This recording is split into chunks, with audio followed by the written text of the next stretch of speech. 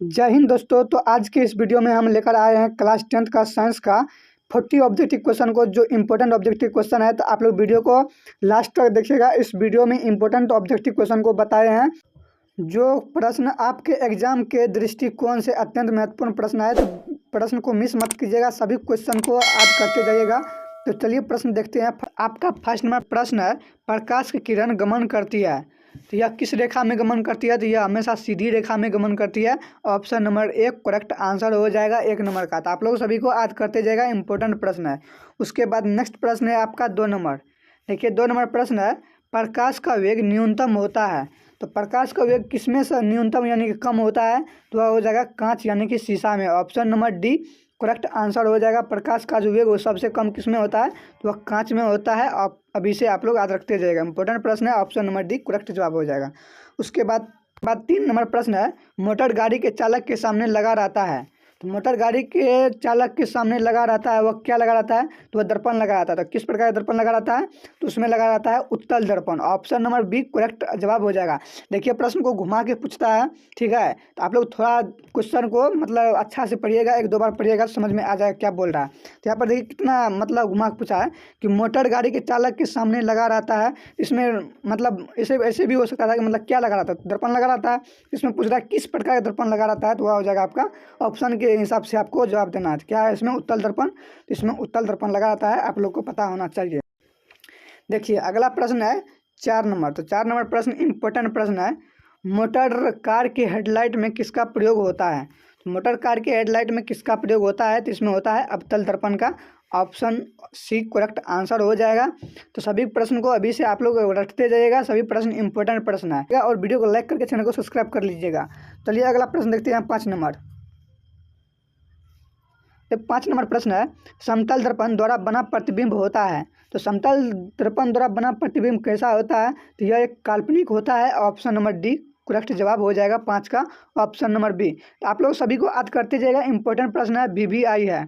उसके बाद नेक्स्ट प्रश्न है आपका 6 नंबर प्रश्न है, लेंस की क्षमता का ऐसा मात्रक होता है तो लेंस का क्षमता का ऐसा मात्रक क्या होता है? तो इसका होता है डाईऑप्टर। ऑप्शन नंबर 1 करेक्ट जवाब हो जाएगा। लेंस का जो ऐसा मात्रक क्या होता है? तो इसका आता है डाईऑप्टर। Option number A. उसके बाद नेक्स्ट प्रश्न है आपका 7 नंबर प्रश्न है, प्रकाश की किरण का पथ दर्शाने वाले चित्र को कहा जाता है। इसको क्या कहा जाता है? तो इसको कहा जाता है आपका किरण पुंज। Option number C correct answer हो जाएगा। उसके बाद नेक्स्ट प्रश्न है आपका 8 नंबर। देखिए 8 नंबर प्रश्न है, दूर डायोप्टर क्षमता वाले लेंस का फोकस अंतर होता है तो फोकस अंतर कितना होता है? तो यह होता है आपका 50 centimetre. Option number D correct answer हो जाएगा 8 का। उसके बाद नेक्स्ट प्रश्न है आपका 9 नंबर। देखिए 9 नंबर प्रश्न है, किसी उत्तल लेंस का फोकस अंतर 50 सेंटीमीटर है तो उसकी क्षमता होगी, उसका क्षमता कितना होगा? वो हो जाएगा प्लस दो डाईऑप्टर। ऑप्शन नंबर डी करेक्ट जवाब हो जाएगा। पूछा गया प्रश्न है, इंपॉर्टेंट प्रश्न है, VVI प्रश्न है। तो आप लोग याद करते जाइएगा प्रश्न को। उसके बाद नेक्स्ट प्रश्न है आपका 10 नंबर। देखिए 10 नंबर प्रश्न है, प्रकाश के किरणों के समूह को कहते हैं तो प्रकाश की किरण के समूह को क्या कहते हैं? तो उसको कहते हैं किरण पुंज। Option number B correct answer हो जाएगा इसका 10 का। किरण पुंज किसको कहते हैं? प्रकाश की किरण के समूह को किरण पुंज कहते हैं। उसके बाद नेक्स्ट प्रश्न है आपका 11 नंबर प्रश्न है, बॉक्साइट किस धातु का मुख्य अयस्क है? देखिए यह एग्जाम में बार बार पूछा गया प्रश्न है, बॉक्साइट किस धातु का मुख्य अयस्क है? तो यह हो जाएगा आपका एल्यूमिनियम का। ऑप्शन नंबर डी करेक्ट जवाब हो जाएगा एल्यूमिनियम। तो ऑप्शन नंबर डी सभी को सही से याद करते जाएगा अभी से। उसके बाद नेक्स्ट प्रश्न है आपका 12 नंबर। देखिए 12 नंबर प्रश्न है, निम्नलिखित में कौन मिश्र धातु है? तो मिश्र धातु कौन है? तो यह हो जाएगा आपका सिलिकॉन। सिलिकॉन जो है वह एक मिश्र धातु है। ऑप्शन नंबर डी करेक्ट जवाब हो जाएगा 12 का, यानी कि 12 का जवाब क्या हो जाएगा? Option number D. उसके बाद नेक्स्ट प्रश्न है आपका 13 नंबर प्रश्न है, मनुष्य के शरीर की सबसे बड़ी ग्रंथि है। 2016-2021 में पूछा गया प्रश्न है, तो इंपॉर्टेंट प्रश्न है, आप लोग याद रखते जाइएगा। तो क्या पूछता है, मनुष्य के शरीर का सबसे बड़ी ग्रंथि क्या है? तो वह हो जाएगा आपका lever. Option number 1 correct answer हो जाएगा 13 का। उसके बाद नेक्स्ट प्रश्न है आपका 14 नंबर। देखिए 14 नंबर प्रश्न है, विद्युत बल्ब का तंतु किस धातु का बना होता है? तो विद्युत बल्ब का तंतु किस धातु का बना होता है? तो वो हो जाएगा आपका tungsten. Option number B correct जवाब हो जाएगा 14 नंबर का। क्या हो जाएगा? टंगस्टन विद्युत बल्ब जो विद्युत बल्ब का जो तंतु बना होता है वह किस धातु का बना होता है, तो वह टंगस्टन का बना होता है। आप लोग याद रखते जाइएगा, ऑप्शन नंबर बी करेक्ट जवाब हो जाएगा। उसके बाद नेक्स्ट प्रश्न है आपका 15 नंबर। 15 नंबर प्रश्न है, गोलीय दर्पण में फोकस एवं वक्रता त्रिज्या के बीच संबंध क्या है। तो गोलीय दर्पण में फोकस एवं वक्रता त्रिज्या के बीच संबंध क्या होता है, तो वह होता है R बराबर 2F। R बराबर 2F ऑप्शन नंबर एक करेक्ट आंसर हो जाएगा। आप लोग याद करते जाइएगा, इंपॉर्टेंट प्रश्न है। हाँ, और जितने भी ऑब्जेक्टिव अभी देख रहे हैं, अगर इन सभी का आप PDF चाहते हैं तो अभी आप हमारे टेलीग्राम से जुड़ जाइए, वहाँ पर आपको फ्री में इन सभी PDF फ्री में डाउनलोड कर सकते हैं। ठीक है। उसके बाद अगला प्रश्न देखते हैं 16 नंबर। देखिए 16 नंबर प्रश्न है, सोलर कुकर में प्रयोग किया जाता है। तो सोलर कुकर में प्रयोग किया जाता है तो किसका किया जाता है, तो इसमें अवतल दर्पण का उपयोग किया जाता है, अवतल दर्पण का। ऑप्शन नंबर एक करेक्ट आंसर हो जाएगा 16 का। कोई पूछेगा अगर सोलर कुकर में किसका प्रयोग किया जाता है, तो वह हो जाएगा आपका अवतल दर्पण। ऑप्शन नंबर एक करेक्ट आंसर हो जाएगा। उसके बाद नेक्स्ट प्रश्न है 17 नंबर। देखिए 17 नंबर प्रश्न है, अवतल लेंस में बना प्रतिबिंब होता है। तो अवतल लेंस में बना प्रतिबिंब कैसा होता है, तो यह होता है वास्तविक और सीधा। Option number C correct answer हो जाएगा। आप लोग याद रखते जाइएगा। उसके बाद नेक्स्ट प्रश्न है आपका 19 नंबर। देखिए 19 नंबर प्रश्न है, थायराइड ग्रंथि से कौन सा हार्मोन निकलता है। तो थायराइड ग्रंथि से कौन सा हार्मोन निकलता है, इसका करेक्ट जवाब हो जाएगा thyroxine. Option number B correct answer हो जाएगा। उसके बाद नेक्स्ट प्रश्न है 20 नंबर। देखिए 20 नंबर प्रश्न इंपॉर्टेंट प्रश्न है, मधुमेह रोग होता है। देखिए लगातार 3 बार पूछा गया प्रश्न है, 13 में, 15 में और 16 में। तो यह इंपॉर्टेंट प्रश्न है, BBI। तो मधुमेह रोग होता है तो किसके कमी से होता है, तो यह हो जाएगा आपका इंसुलिन के कम, यानी कि मधुमेह रोग जो होता है वो किसके कमी से होता है, तो हो जाएगा insulin. Option number C correct answer हो जाएगा। इसका इंपॉर्टेंट प्रश्न है। तो आप लोग सभी प्रश्न को याद करते जाएगा, और वीडियो को शेयर नहीं किए हैं अपने दोस्तों के साथ तो वीडियो को शेयर भी कर दीजिएगा। तो चलिए देखते हैं अगला प्रश्न क्या है। तो देखिए 20 नंबर प्रश्न क्या है कि इंसुलिन की कमी के कारण कौन सा रोग होता है। 2013, 2015 और 2016 में पूछा गया प्रश्न है, तो BBI प्रश्न है। BBI आप लोग याद रखते जाइएगा, तो यह क्या हो जाएगा, तो मधुमेह। मधुमेह के कारण इंसुलिन, मतलब मधुमेह रोग जो होता है वह इंसुलिन की कमी के कारण ही होता है मनुष्य में। तो ऑप्शन नंबर डी करेक्ट जवाब हो जाएगा इसका। उसके बाद नेक्स्ट प्रश्न है 21 नंबर। देखिए 21 नंबर प्रश्न है, निम्न में से कौन आयनिक यौगिक है। तो कौन है जो आयनिक यौगिक का, तो हो जाएगा CaCO3। Option number C correct answer हो जाएगा 21 का। उसके बाद नेक्स्ट प्रश्न है आपका 22 नंबर। देखिए 22 नंबर प्रश्न है, निम्न में से कौन सा पदार्थ ऑक्सीजन से संयोग नहीं करता है। 2014 में पूछा गया प्रश्न है, इंपॉर्टेंट प्रश्न है। तो कौन सा पदार्थ है जो ऑक्सीजन से संयोग नहीं करता है, तो वह हो जाएगा gold. Option number B correct answer हो जाएगा गोल्ड, यानी कि सोना। सोना जो है वह ऑक्सीजन से संयोग नहीं करता है। तो इसका करेक्ट आंसर क्या हो जाएगा, तो ऑप्शन नंबर बी हो जाएगा गोल्ड। उसके बाद नेक्स्ट प्रश्न है आपका 23 नंबर। सिलिकॉन है एक, यानी कि सिलिकॉन क्या है, तो यह एक मिश्र धातु है। तो ऑप्शन नंबर क्या हो जाएगा, तो ऑप्शन नंबर डी करेक्ट हो जवाब हो जाएगा। सिलिकॉन क्या है, तो मिश्र धातु है। ऑप्शन नंबर डी करेक्ट जवाब हो जाएगा। उसके बाद नेक्स्ट प्रश्न है आपका 24 नंबर। देखिए 24 नंबर प्रश्न है, सिल्वर क्लोराइड का रंग होता है।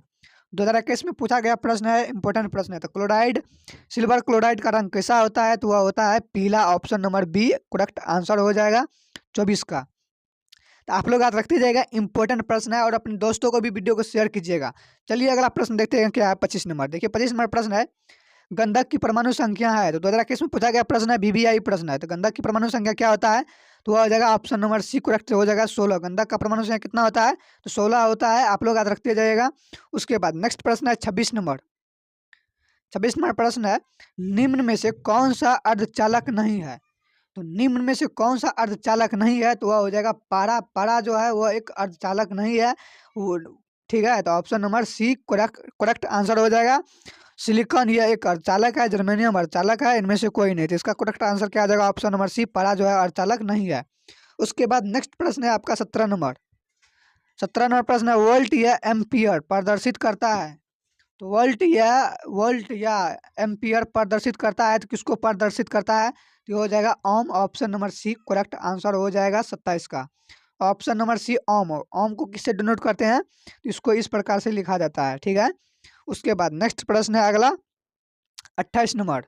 28 नंबर प्रश्न है, विद्युत प्रतिरोध का मात्रक है। तो विद्युत प्रतिरोध का मात्रक क्या होता है, तो वह हो जाएगा ohm. Option number C correct answer हो जाएगा। उसके बाद नेक्स्ट प्रश्न है आपका 29 नंबर। 29 नंबर प्रश्न है, विद्युत धारा का मात्रक होता है। तो विद्युत धारा का मात्रक क्या होता है, तो वो होता है ampere. Option number D correct answer हो जाएगा 29 का, ऑप्शन नंबर डी आप लोग याद रखते जाइएगा। उसके बाद 30 नंबर प्रश्न है 1, 2 और 3 ओम के 3 प्रतिरोध को श्रेणी क्रम में जोड़ने पर समतुल्य प्रतिरोध क्या होगा। यानी कि बोल रहा है 1 और 2, 1, 2 और 3 ओम के 3 प्रतिरोध को श्रेणी क्रम में समतुल्य प्रतिरोध क्या होगा, तो जोड़ने पर समतुल्य प्रतिरोध क्या होगा, तो वह हो जाएगा आपका 6 ohm. Option number D correct answer हो जाएगा 6 ओम। यानी कि 1 + 2 + 3 इस प्रकार से इसको श्रेणी क्रम में जोड़ा जाएगा तो क्या हो जाएगा 2, 1, 3 और 3, 3, 6। तो क्या हो जाएगा इसका करेक्ट आंसर, तो हो जाएगा 6। Option number D correct answer हो जाएगा। उसके बाद नेक्स्ट प्रश्न है आपका 31 नंबर। 31 नंबर प्रश्न है विभवांतर का ऐसा ही मात्रक होता है। तो विभवांतर का ऐसा ही मात्रक क्या होता है, तो विभवांतर का ऐसा ही मात्रक होता है volt. Option number D correct answer हो जाएगा 31 का। उसके बाद नेक्स्ट प्रश्न है 32 नंबर। विभव का मात्रक होता है, 32 नंबर प्रश्न है कि विभव का मात्रक होता है तो क्या होता है, वोल्ट होता है। Option number B correct answer हो जाएगा। उसके बाद नेक्स्ट प्रश्न है 33 नंबर। देखिए 33 नंबर प्रश्न है 10 वाट के 220 वोल्ट के विद्युत बल्ब के तंतु का प्रतिरोध क्या होगा। प्रश्न को फिर से पढ़िए, क्या प्रश्न है कि 100 वाट माइनस 220 वोल्ट के विद्युत बल्ब के तंतु का प्रतिरोध क्या होगा। तो इसका प्रतिरोध क्या होगा, तो हो जाएगा इसको थोड़ा मतलब सॉल्व करना पड़ेगा। तो सॉल्व करने में उतना टाइम ज़्यादा वेस्ट होगा, तो इसलिए इसका जो करेक्ट आंसर हो जाएगा 484। Option number B correct answer हो जाएगा 484। तो आप लोग याद रखते जाइएगा, ठीक है। उसके बाद अगला प्रश्न है 34 नंबर। 34 नंबर प्रश्न है कि टंगस्टन निम्नलिखित में से किस ताप पर पिघलता है। तो टंगस्टन निम्न में से किस ताप पर पिघलता है, तो वह पिघलता है 3500 डिग्री सेल्सियस पर। यानी कि option number C correct answer हो जाएगा। उसके बाद 35 नंबर